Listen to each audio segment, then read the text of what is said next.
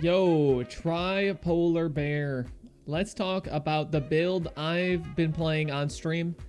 It kinda is a hybrid of a lot of things going on. I thought it was pretty big brain.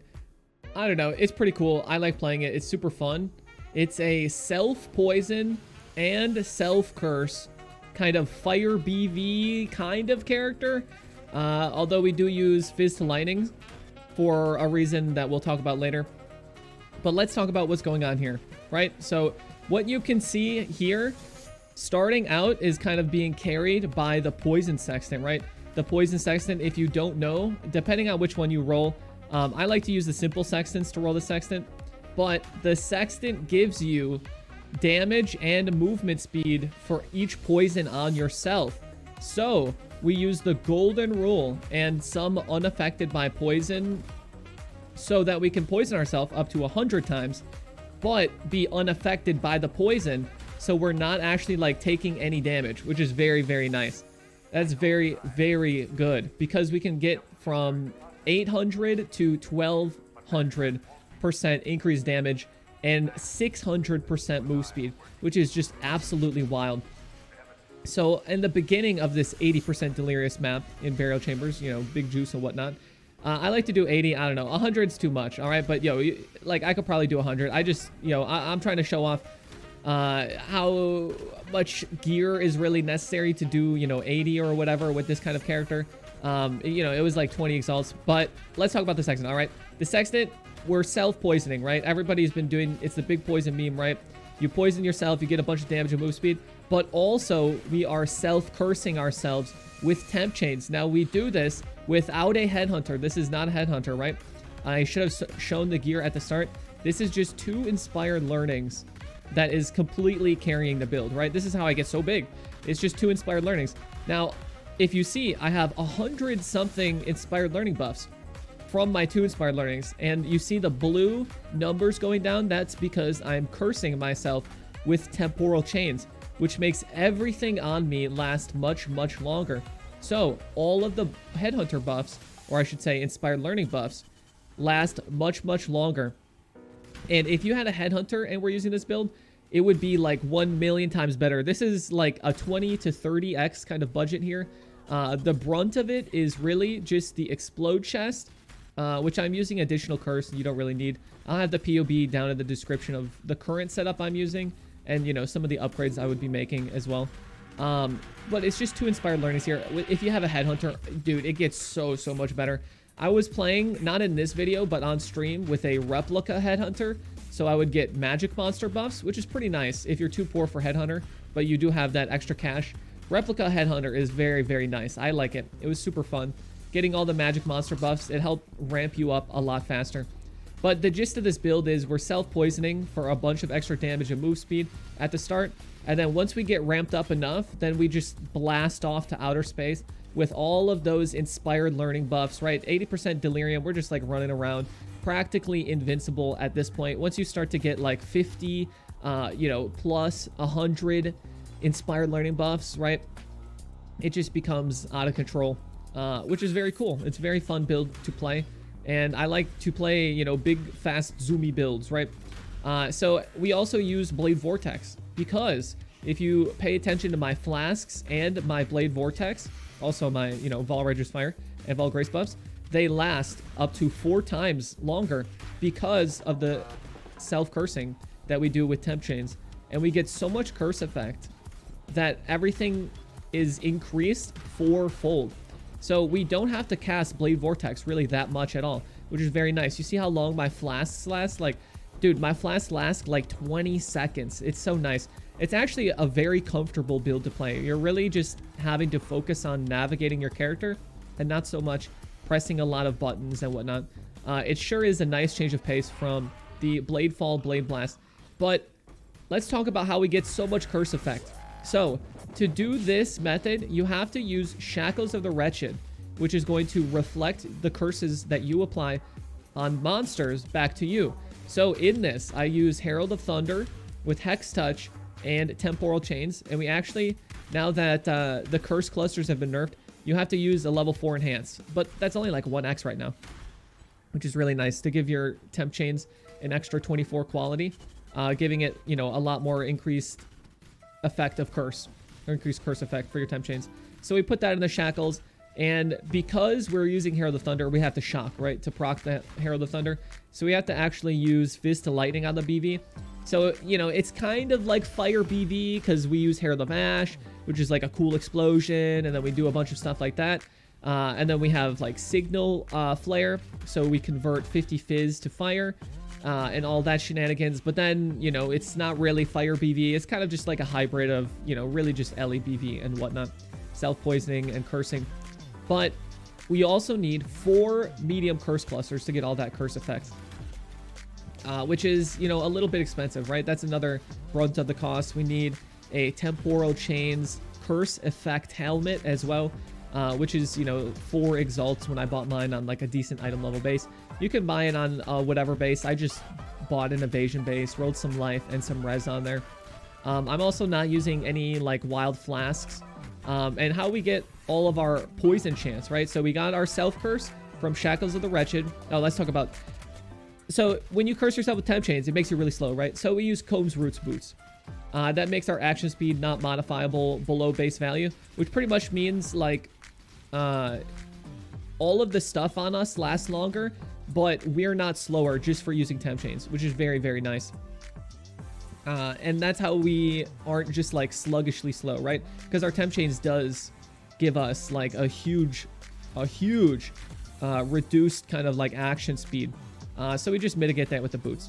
So let's show off exactly what gear I have and what cluster jewels that you will need, and kind of just show everything all in action. So, you know, we've seen the gameplay and whatnot. Let's talk about what the character actually needs and what we're picking up here. So very quickly, you just want like a 6-link bow. This is like actually really, really bad bow. I could do so much better, but I just wanted to get it up and running. And you know what? It's a pretty good showcase of how little you kind of need to get this started, right? I mean, 20x for some people is not a lot.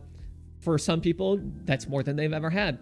Also, yo, the poor strat, if you know what that is, yo, hit that up. All right. The poor strat's still good.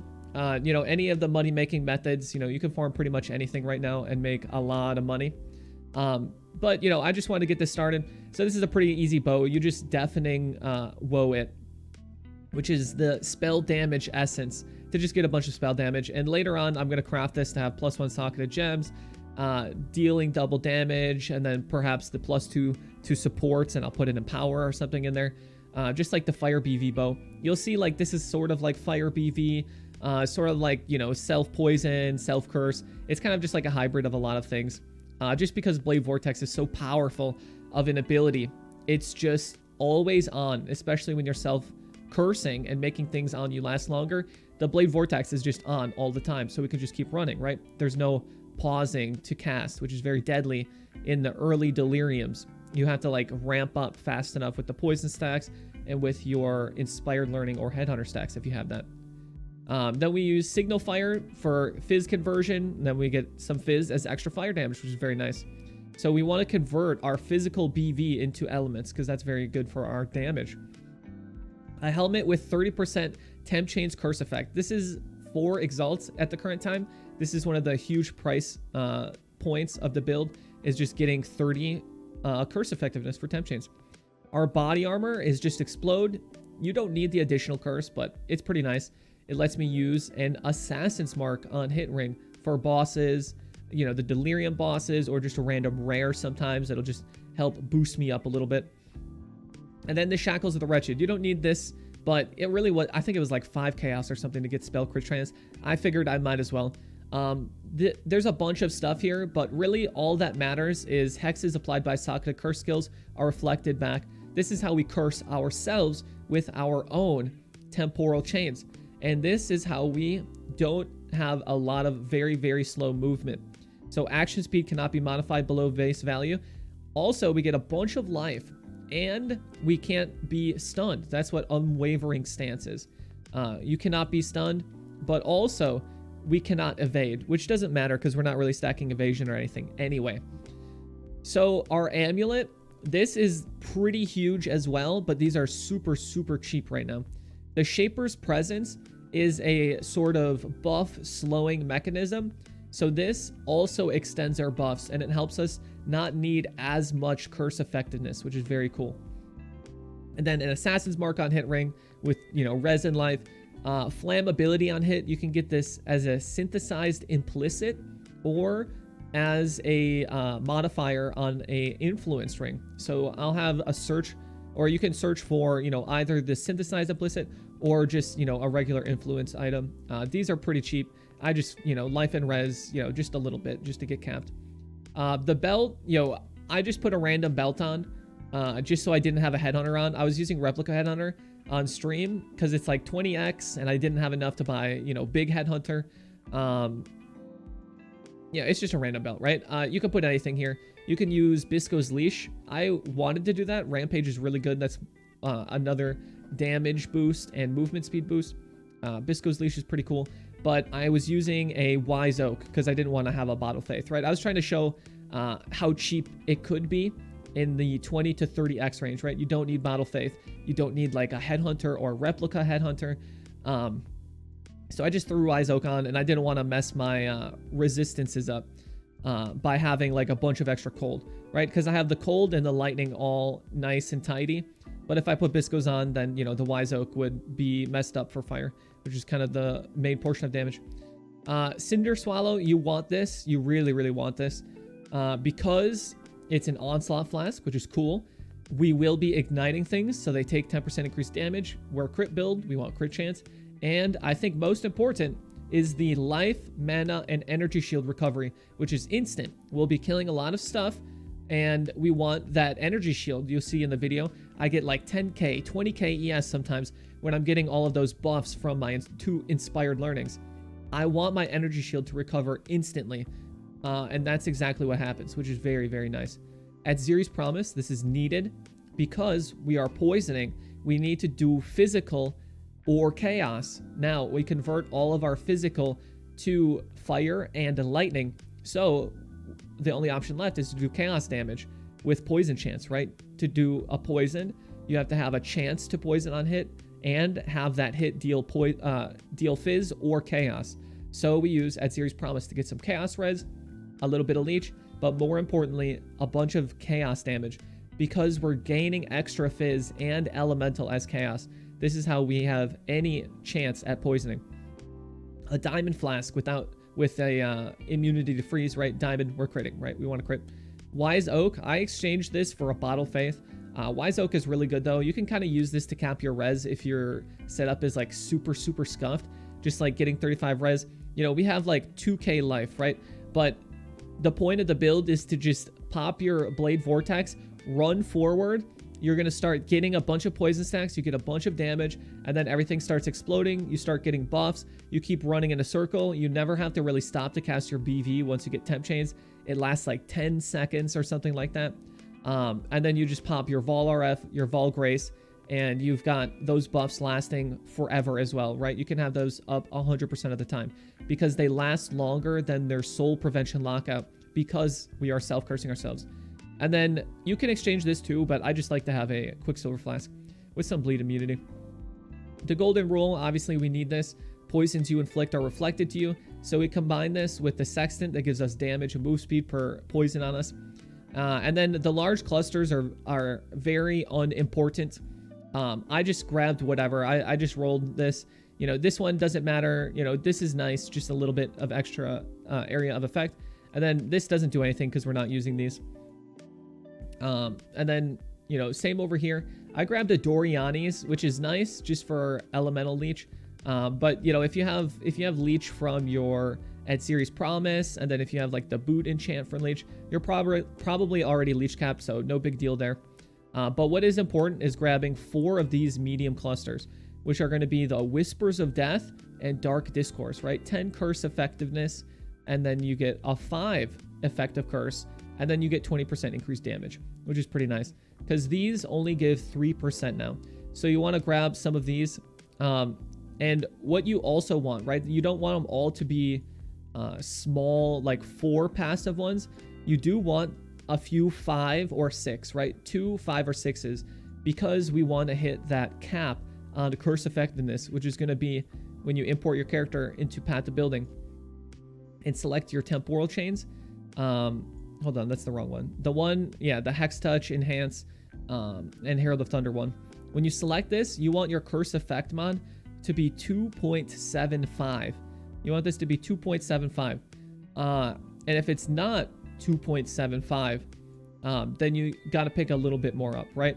And how I got that last little bit is this little 5% here. It's kind of trolly for 1 point or whatever, but this actually caps me, right? Without that, I'm at 2.7, right? I want to hit the 2.75 to get that curse effectiveness threshold met. And to also hit that, you need 2 extra little, nubs on your medium cluster, right? They can't all be 4. So it is actually nice to grab a few 5 or 6, right? You want 2 5 or 6 passives, and then you just, don't grab this one. You go to the jewel socket, and then you can have 2 4 passives if you would like. Or, they can all be 5s, and then you just pick up the little bit extra. On our tree, all right, let's finish jewels. The Watcher's Eye, you also need this. Like, everything here is practically mandatory, except the belt, right? The belt, you can use Biscos, you can use Replica Headhunter. Normal Headhunter would be wild. Like, if you got actual Headhunter, this build is literally like 100 times better. You get so much bigger, so much more damage, so much more life and energy shield.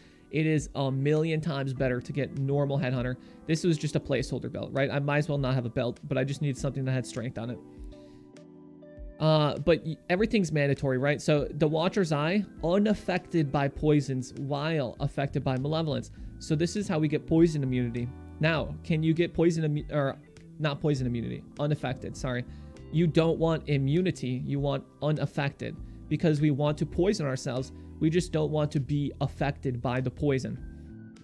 So unaffected by poison, you need that somewhere. Can you get it on the helmet? Yes, but you need the Temp Chains Curse effect, and there are no Maw of Conquest with the Temp Chains Curse effect on the market.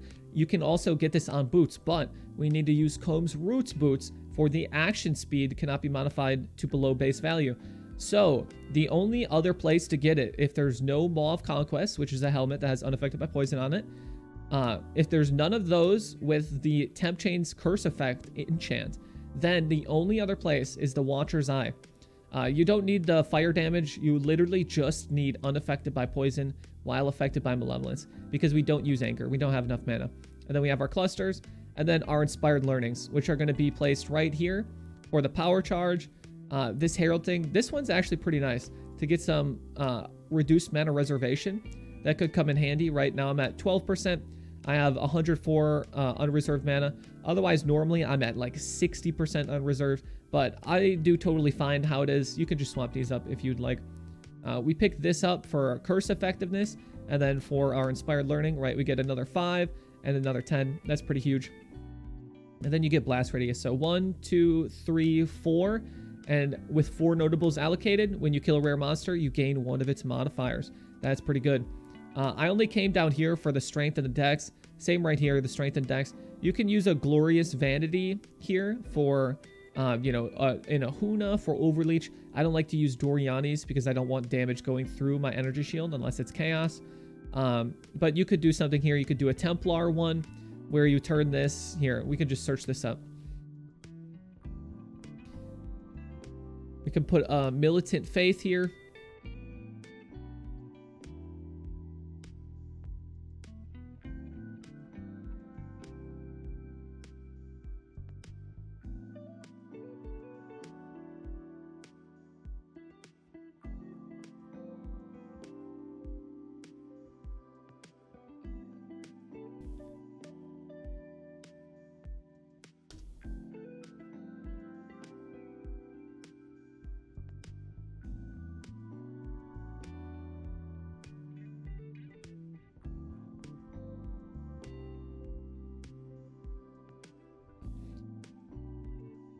You could put a Militant Faith here if you want to get the 3% more spell damage per power charge, which would be pretty good because we do get 6 power charges. You can get 7, depending on helmets and whatnot.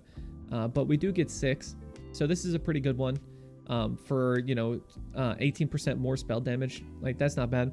But right now, I'm just taking these points off. I'm just, you know, traveling a little bit around for the cluster jewels and whatnot. This is very important, right? This is where we get our chance to poison. So 10% chance to poison on hit with spell damage, and then another 15% chance to poison on hit. That's the only important part. This is where we get all of our poison chance. You can use like a Herald of Agony if you get like a higher level Enlighten and some reduced mana reservation. There's a Divergent Agony that gives chance to poison based on quality, but I just didn't have room to fit that in, and I just grabbed it on the tree. And then this is where we get the other chance to poison, right? So this is another 10, another 15. So we have 50% chance to poison on hit when we're doing any physical or chaos damage, which is how we get all those poison stacks. And then this is our second inspired learning. So 1, 2, 3, 4 notables. We gain yet another 1 mod off of a rare monster kill. And then we just grab the AoE damage, the power charge, and the crit. You see this is very like bare bones. And then we come up and we grab the power charge. And then this is very nice for +1 to maximum number of seals. So when we use our Unleash on the Blade Vortex, we'll go Unleash. It'll put, instead of 4 Blade Vortexes up, we'll go to 5. So we only need 2 casts, right? Otherwise, you'll do 2 casts of 4 and you'll be at 8. And then you do like another like half cast to get capped. It's just very silly if you don't have that +1 to Unleash. Because otherwise, you're just at 8 Blade Vortexes instead of 10. And it's way more damage to be at 10. It's way, way, way, way better. But this is my setup right now. I'll probably change this around, so make sure you come over to the stream. But this is a little bit scuffed, but it's actually working very well. We get our power charges instantly, which goes well with our occultist. I didn't even do Uberlab yet, but this is just stun immunity pretty much. It's kind of unnecessary, but it would be nice for, I guess, just the energy shield regeneration. But this gives us power charges instantly. That means we get 36 area of effect and 36 damage right away. And then since we have 6 power charges, then we gain 4% more damage per power charge. So we get 24% more damage as well, which is pretty nice. You could probably swap this for like an energy leech or something like that. I think it's just nice to have the power charges up like right away as soon as we get our poison stacks and whatnot, because we really only need to kill like a few things and then we're all set. Control destruction, more spell damage. Ink AoE, you pretty much need this just to have a bigger area of effect. Otherwise, your BV is like super small because we don't scale AoE anywhere. Unleash, it's how people play Blade Vortex without pulling their hair out. If you don't have this and you've played BV, this is why you hated it, because you weren't using Unleash. And then Physical Delighting, we have to use this, and it's still a pretty good support, but we have to use this to be able to hit the ailment threshold with our Blade Vortex to shock something, which is going to start the Herald of Thunder. You know, if you killed a shocked enemy, this will create a storm. So we have to shock something and then we have to kill it to create the storm, which then applies the Socketed Hex, Temp Chains to the enemy and to ourselves, which we enhance with a level 4 enhance, giving extra quality. Vol Righteous Fire, we only use the Vol Righteous Fire for like a big damage boost. Don't pop just RF, right? Don't pop RF. Just the Vol portion. And then this lasts a very long time. And our Steel Skin, I just put this on left mouse button with a second wind and dash, just as a nice movement.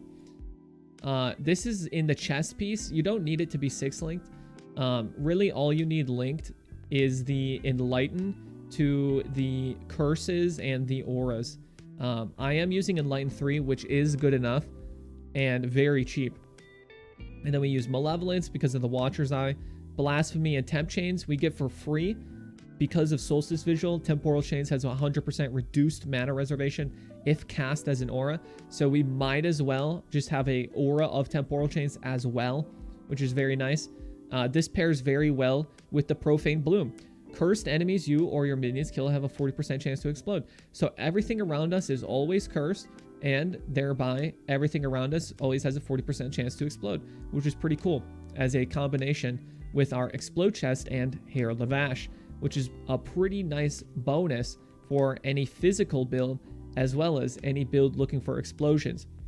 The 15 Fizz as extra fire damage is pretty good because that also goes with our BV and our explosion chest, which is very nice. And then you just pop Vol Grace. The Vol Grace and the Vol Righteous Fire are up so often, it's practically on 100% of the time, as long as you're keeping up with it. Because you'll have the buffs extended fourfold, 4 times as long when we're cursing ourselves. And so you pop them, you run around, kill stuff, and then the soul lockout goes down. You still have the buffs up, and if you kill stuff fast enough, you can pop them again, and then you have 100% uptime, which is really cool. But this is the gist of the build. We just have Assassin's Mark and Flammability from our rings. There's not much more here. I'm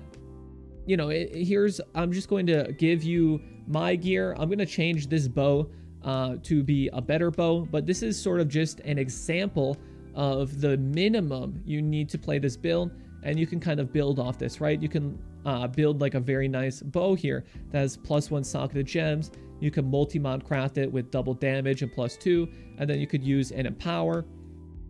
I would probably swap out the controlled destruction, or maybe the power charge on crit for a level 4 empower, then giving it +2 levels from our +2 support gems. So that would give our Blade Vortex like an extra 5 levels, which is just huge damage. There's a lot of min-maxing here, but I just wanted to get this out.